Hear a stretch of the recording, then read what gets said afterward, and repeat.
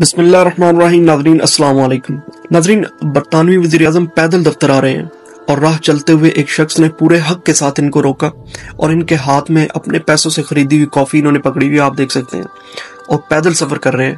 ایک شخص نے ان کو روک کر اپنے ذاتی مسائل سے آگاہ کیا اور اپنے معاشرے میں ہونے والی غلطیوں کی نشاندہی کروائی، اور آگے سے برطانوی وزیر اعظم نے ان کی بتائی ہوئی ہر بات پورے تحمل مجازی کے ساتھ سنی، ان کی بتائی ہوئی نشاندہیوں پر عمل درآمد کرتے ہوئے ان کو یقین دہانی کرائی۔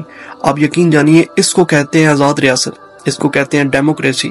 اب سوال یہ ہے کہ ناظرین، ہم یا ہماری عوام میں سے کوئی بندہ ہمارے وزیر اعظم یا حکمران ممبران میں سے کسی کے ساتھ یہ رائٹس رکھتا ہے، یہ حق رکھتا ہے کہ کوئی سوال ان سے پوچھ سکے؟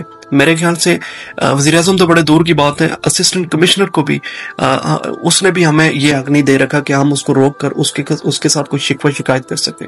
ناظرین، یہ ایک لمحہ فکری ہے۔ اللہ رب العزت ہمارے حکمرانوں کو ہدایت نصیب کرے اور ہماری عوام کو صحیح رائٹس استعمال کرنے کی توفیق دے، آمین۔